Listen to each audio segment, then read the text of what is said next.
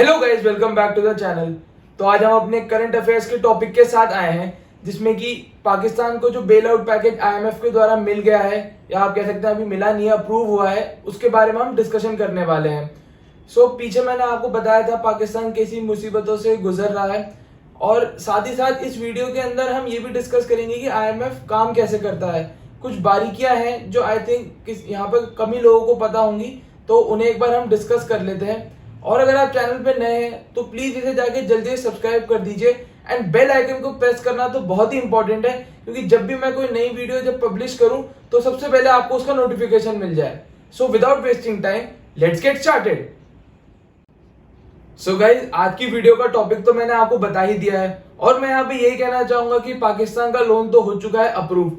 IMF and world bank के बारे में मैंने आपको पीछे वीडियोस में बताया था, तो एक बार मैं फिर से उन्हें रिपीट कर देता हूँ कि आईएमएफ एंड वर्ल्ड बैंक दुनिया की हेल्प करने के लिए इन्हें बनाया गया है। बेसिकली फाइनेंशियल हेल्प भी प्रोवाइड करते हैं उन देशों को जो फाइनेंशियल प्रॉब्लम से गुजर रहे हो। आईएमएफ की खासियत यहाँ पे ये है कि ये तब किसी देश की मदद करता है जब वो देश बैलेंस ऑफ पेमेंट क्राइसिस पर पहुंच जाता है। इस केस पे उनके पास इंपोर्ट्स करने के लिए एंड डेट रीपेमेंट के लिए एडिक्वेट फंड्स नहीं होते। बेसिकली आप कह सकते हैं कि फॉरेन एक्सचेंज रिजर्व की शॉर्टेज होना शुरू हो जाती है।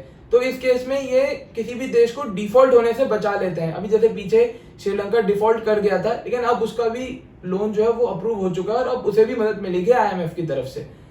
तो जब भी किसी देश के अंदर फॉरेन एक्सचेंज रिजर्व की शॉर्टेज होना शुरू हो जाती है, तो वहां की जो देश की करेंसी है उसकी वैल्यू भी लगातार गिरनी शुरू हो जाती है। और एक पॉइंट मैं यहाँ पे अपनी तरफ से ऐड करना चाहूंगा कि जो अमेरिका है उसका एक बहुत बड़ा इन्फ्लुएंस है इन्हीं दो बैंक्स के ऊपर, क्योंकि ये ही मतलब अमेरिका ही एक मेजॉरिटी स्टेक होल्डर है इन दोनों बैंक्स में। और जो हेल्प ये दोनों बैंक्स प्रोवाइड कराते हैं, दोनों तो नहीं मैं कहूंगा, आईएमएफ जो हेल्प एटलीस्ट प्रोवाइड कराता है उसे बेल आउट पैकेज बोला जाता है, और बेल आउट वर्ड से ही काफी क्लियर है कि क्या उसका आगे मतलब है। सो गाइज, पाकिस्तान को 1.17 बिलियन डॉलर्स का यहाँ पे बेल आउट पैकेज जो है प्रोवाइड कराया जा रहा है। ये इनके फाइनेंस मिनिस्टर मिफ्ता इस्माइल का एक ट्वीट है, जो कि मैं आपको यहाँ पे दिखाने वाला हूँ। तो ये यहाँ पे यही बता रहे हैं कि आईएमएफ ने पाकिस्तान के ईएफएफ प्रोग्राम के रिवाइवल को अप्रूव कर दिया है। ईएफएफ का फुल फॉर्म है एक्सटेंडेड फंड फैसिलिटी। इसके लिए ये प्राइम मिनिस्टर शहबाज शरीफ को थैंक यू बोल रहे हैं, बिकॉज इन्होंने यहाँ पे बहुत सारे मुश्किल डिसीजंस लिए हैं, एंड मोर ओवर ये अपने देश के लोगों को भी बधाई दे रहे हैं कि इनका लोन जो है वो अप्रूव हो चुका है। सो अगर हमें इस ईएफएफ प्रोग्राम को समझना है तो हमें टाइम में थोड़ा पीछे जाना होगा। तो अब मैं आपको 3 जुलाई 2019 की एक प्रेस रिलीज दिखाता हूं आईएमएफ की तरफ से। ये अगर आपको देखनी है तो ये आपको आईएमएफ की वेबसाइट पर भी मिल जाएगी। वेबसाइट का लिंक जो है मैं आपको डिस्क्रिप्शन में दे दूंगा। तो यहाँ पे लिखा है कि IMF executive board approve $6 billion 39 month EFF arrangement for Pakistan. इसको बस आप अभी देख लीजिए, फर्दर मैं आपको इसको अच्छे से एक्सप्लेन करूंगा। तो चीजों को थोड़ा मैं सिंपली आपको समझाता हूं। तो बैंकिंग सिस्टम का I think everyone is aware कि कैसे ये चलता है। जो लोग हैं, आम जनता है, जो पैसा डिपॉजिट कराती है बैंक में, उसी पैसे को बैंक आगे लोगों को लोन देता है और उस पर इंटरेस्ट चार्ज करता है along with principal amount. So similar case होता है आईएमएफ का। जब कोई कंट्री आईएमएफ का हिस्सा बनती है तो उसे भी कुछ पैसा जमा कराना होता है आईएमएफ के अंदर। तो ये जो अब पैसा है वो किस बेसिस पे जमा होता है, अब आप ये पूछेंगे।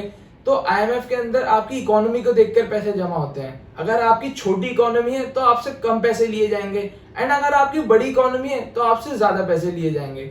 लेकिन लेकिन लेकिन एक पॉइंट यहाँ पे और है कि जब किसी कंट्री को जरूरत होती है इस पैसे की, तो उसका भी एक कोटा बना होता है इकोनॉमी के अकॉर्डिंग। ऐसा नहीं कि आप जितना पैसा मांगेंगे आपको मिल जाएगा उतना पैसा। तो अब हम यहाँ पे पाकिस्तान का कितना कोटा है उसे देखते हैं। तो अब आप यहाँ पर पाकिस्तान का कोटा तो देख ही पा रहे होंगे, जो कि 2 बिलियन एचडीआर का है अप्रोक्सीमेटली।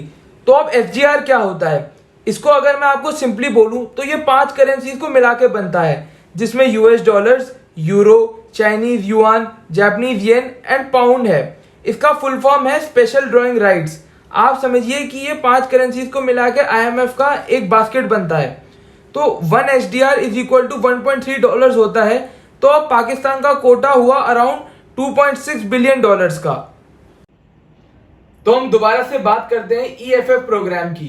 तो अभी जस्ट हमने देखा कि पाकिस्तान का जो कोटा है वो 2 बिलियन एचडीआर है, और जो ईएफएफ में ई स्टैंड करता है उसका मतलब है एक्सटेंडेड। तो इससे ही चीजें काफी क्लियर आउट हो जाती हैं। तो यहाँ पर होता क्या है कि जब किसी देश का अपने अलॉटेड कोटे के अंदर काम नहीं चल रहा होता तो इस लिमिट को इस ईएफएफ प्रोग्राम के थ्रू ही बढ़ाया जाता है। तो भी मैं आपको दोबारा से ले चलता हूँ वो 2019 की प्रेस रिलीज की तरफ।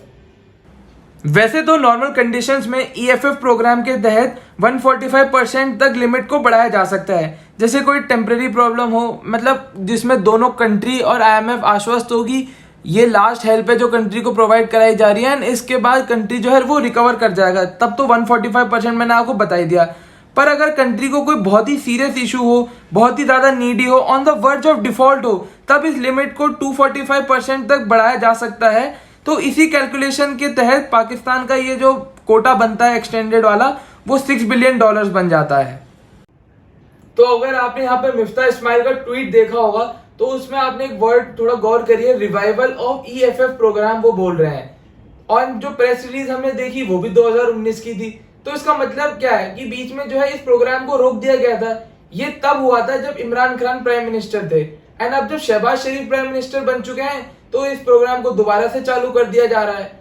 और अगर आपने इमरान खान का कोई रैली की क्लिपिंग्स वगैरह देखी हो यूट्यूब के ऊपर तो आप यही उनको बोलते हुए देखेंगे कि वो foreign conspiracy, specially US conspiracy बोलते हैं वो उनकी सरकार को गिराने के पीछे।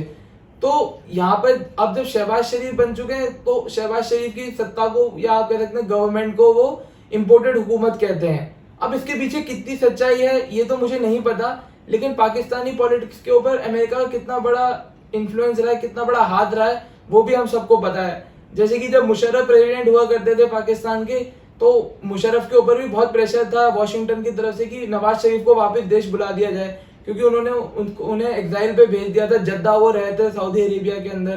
तो 2008 में जब जनरल इलेक्शंस हुए पाकिस्तान में तब वो वापस आए, तो वो यूएस के कहने पे ही उनको एंट्री मिली पाकिस्तान के अंदर।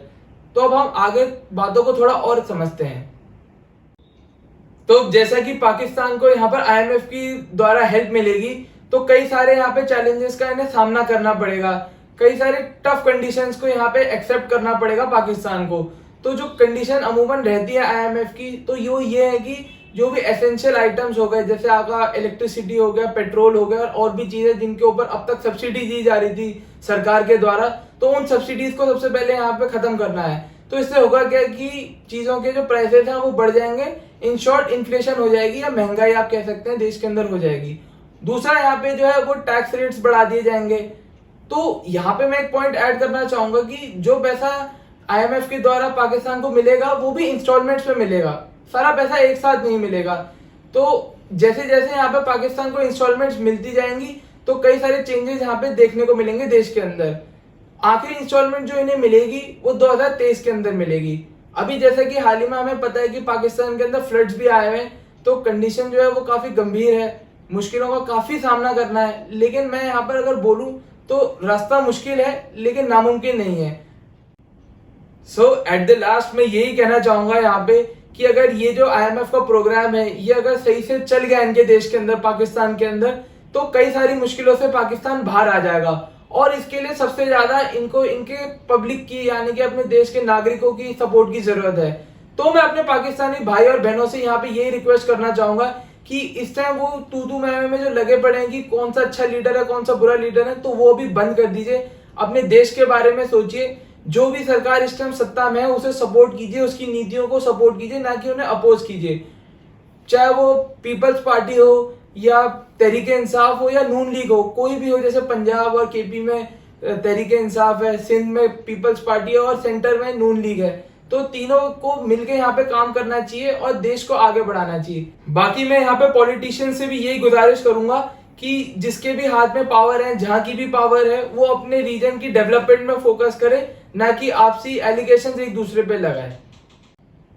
आई होप आपको आज का वीडियो बहुत अच्छा लगा होगा और जो टॉपिक मैंने आज लिया वो भी आपको अच्छे से समझ में आ गया होगा। तो वीडियो आपको अच्छी लगी हो तो प्लीज इसे लाइक कर दीजिए। चैनल पे आप अगर नए हैं तो इसे जल्दी जाके सब्सक्राइब कर दीजिए। एंड अगर आपको ये वीडियो इन्फॉर्मेटिव लगी हो तो प्लीज इसे अपने दोस्तों एंड फैमिली मेंबर्स के साथ जरूर से शेयर करिएगा। तब तक के लिए हम नेक्स्ट वीडियो में मिलेंगे। Thank you so much for watching. Good bye.